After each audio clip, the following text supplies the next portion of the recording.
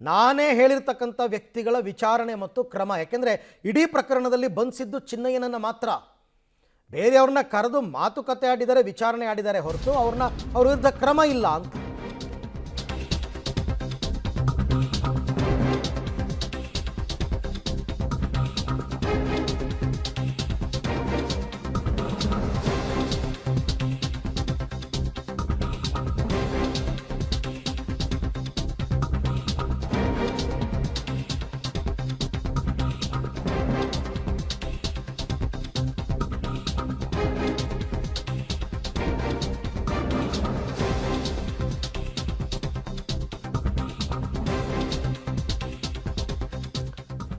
ಧರ್ಮಸ್ಥಳ ಬುರುಡೆ ಫೈಲ್ಸ್ನ ಸ್ಫೋಟಕ ಮಾಹಿತಿಯನ್ನು ನಿಮ್ಮ ಮುಂದೆ ಇಡ್ತಾ ಇದ್ದೀವಿ.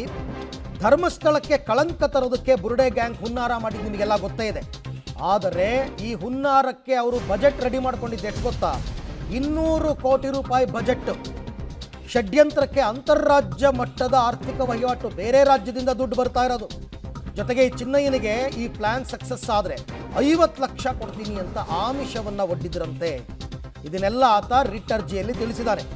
ತನಿಖೆಯ ಮಾಹಿತಿಯನ್ನು ಕೊಡುವಂತೆ ಚಿನ್ನಯ್ಯ ರಿಟ್ ಅರ್ಜಿ ಸಲ್ಲಿಸಿರೋದು. ತನಿಖೆಯ ಪ್ರಗತಿ ಬಗ್ಗೆ ಮಾಹಿತಿ ನೀಡೋದಕ್ಕೆ ಸರ್ಕಾರ ಮತ್ತು SITಗೆ ಕೋರ್ಟ್ ಇವಾಗ ನೋಟಿಸ್ ಕೊಟ್ಟಿದೆ. ಜೂನ್ 29ಕ್ಕೆ ವಿಚಾರಣೆಯನ್ನು ಹೈಕೋರ್ಟ್ ಮುಂದೂಡಿದೆ.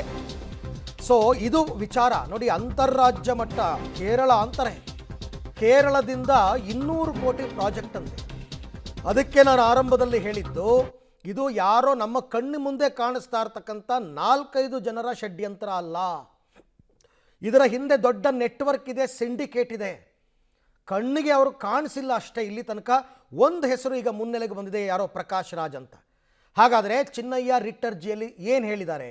ಧರ್ಮಸ್ಥಳಕ್ಕೆ ಕಳಂಕ ತರೋದಕ್ಕೆ ಬುರುಡೆ ಗ್ಯಾಂಗ್ ಹುನ್ನಾರ ಮಾಡಿದ್ದು ನಿಜ. ಆತನೇ ಹೇಳಿರ್ತಕ್ಕಂಥದ್ದು ಕೋರ್ಟ್ಗೆ ಸಲ್ಲಿಸಿರುವ ರಿಟ್ ಅರ್ಜಿಯಲ್ಲಿ.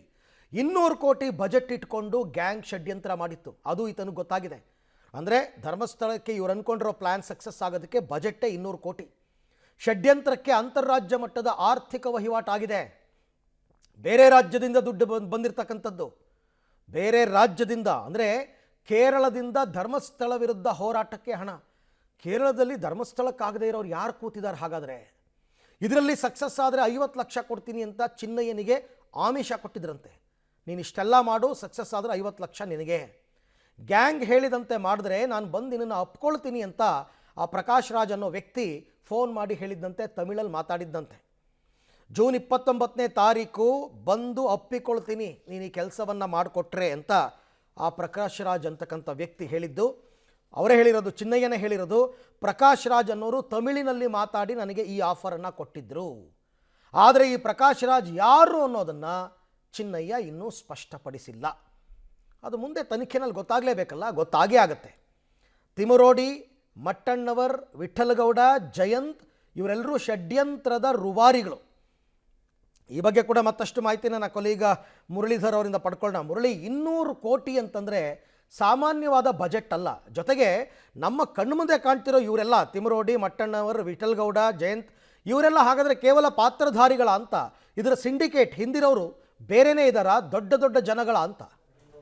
ಖಂಡಿತವಾಗಿ ಅರವಿಂದ್, ಯಾಕಂದರೆ ಪ್ರಮುಖವಾಗಿ ಈ ಹೋರಾಟ ಪ್ರಾರಂಭವಾಗೋದಕ್ಕಿಂತ ಮುಂಚೆ ಸಾಕಷ್ಟು ಬೇರೆ ಬೇರೆ ರೀತಿಯ ಹೋರಾಟಗಳು ಕೂಡ ನಡೀತಾ ಇತ್ತು. ಆ ಹೋರಾಟಗಳ ಸಂದರ್ಭದಲ್ಲಿ ಅವರ ಟಾರ್ಗೆಟ್ ಮಾಡ್ತಾ ಇದ್ದಂತೆ ಧರ್ಮಸ್ಥಳದ ವಿಚಾರವಾಗಿ ಅವರನ್ನು ಟಾರ್ಗೆಟನ್ನು ಮಾಡ್ಕೊಳ್ತಾ ಹೋದರೆ ಅದರಲ್ಲಿ ಹಣವನ್ನು ಗಳಿಕೆಯನ್ನು ಮಾಡ್ಬೋದು ಅನ್ನೋದು ಅವರ ಸದುದ್ದೇಶ ಆಗಿತ್ತು ಅನ್ನೋದು ಸ್ಪಷ್ಟವಾಗಿ ಗೊತ್ತಾಗ್ತಾ ಇದೆ. ಯಾಕೆಂದರೆ ಅವರು ಈ ರೀತಿಯ ಹೋರಾಟಗಳನ್ನು ತರ್ತಾರೆ. ಜೊತೆಗೆ ಅಲ್ಲಿಯ ಏನು ಸಾರ್ವಜನಿಕರು ಏನಿದ್ರು ಅವರನ್ನು ಎತ್ಕಟ್ಟುವಂಥದ್ದು, ಧರ್ಮಸ್ಥಳದ ವಿರುದ್ಧ ಹೋರಾಟವನ್ನು ಮಾಡುವಂಥದ್ದು, ಈ ರೀತಿ ಎಲ್ಲರನ್ನೂ ಕೂಡ ಅವರು ಪ್ಲಾನನ್ನು ಮಾಡ್ಕೊಂಡಿದ್ರು ಅನ್ನೋದು ಸ್ಪಷ್ಟವಾಗಿ ಗೊತ್ತಾಗ್ತದೆ. ಖುದ್ದಾಗಿ ಚಿನ್ನಯ್ಯ ತನ್ನ ರಿಟ್ ಪಿಟಿಷನ್ ಅಲ್ಲಿ ಹೇಳ್ತಾ ಇರುವಂತಹ ಸಂದರ್ಭದಲ್ಲಿ ಇದು ಒಬ್ಬ ವ್ಯಕ್ತಿ ಏನು ಚಿನ್ನಯ್ಯಗೆ ಸ್ಪಷ್ಟವನ್ನು ಪಡಿಸ್ತಾರೆ. ಇದು 200 ಕೋಟಿಯಷ್ಟು ಬಜೆಟ್, ಇದು 200 ಕೋಟಿಯಷ್ಟು ನಾವು ಹಣವನ್ನು ಗಳಿಕೆಯನ್ನು ಮಾಡ್ತೀವಿ ಈ ಹೋರಾಟದಲ್ಲಿ, ಅದರಲ್ಲಿ ನಿನಗೆ 50 ಲಕ್ಷ ಹಣವನ್ನು ಕೊಡ್ತೀವಿ ಅಂತ ಹೇಳಿ. ಅಂದರೆ ಈ ಹಿಂದೆ ಈ ಬಜೆಟ್, ಈ ಗಲಾಟೆಗಳು ಅಥವಾ ಈ ಹೋರಾಟಕ್ಕೆ ಪ್ಲಾನ್ ಅನ್ನು ಮಾಡೋದಕ್ಕಿಂತ ಮುಂಚಿತವಾಗಿ ಆತನಿಗೆ ಒಂದಷ್ಟು ಚಿಲ್ಲರೆ ಕಾಸು 2 ಲಕ್ಷ 4 ಲಕ್ಷ ಈ ರೀತಿಯಲ್ಲಿ ಹಣವನ್ನು ಆತನಿಗೆ ಕೊಟ್ಟಿದ್ರು ಅನ್ನೋದು ಸ್ಪಷ್ಟವಾಗಿ ಗೊತ್ತಾಗ್ತದೆ. ಅಂದರೆ ಒನ್ ಟೈಮ್ ಸೆಟ್ಲ್ಮೆಂಟ್ ಅಂತ ಹೇಳಿ 50 ಲಕ್ಷ ಹಣವನ್ನು ಕೊಡ್ತೀವಿ ಅಂತೇಳಿ ಕೂಡ ಅವರು ಹೇಳಿದ್ರು ಅನ್ನೋದ್ರ ಬಗ್ಗೆ ಕೂಡ ಮಾಹಿತಿಗಳು ಸಿಗ್ತಾ ಇರುವಂಥದ್ದು.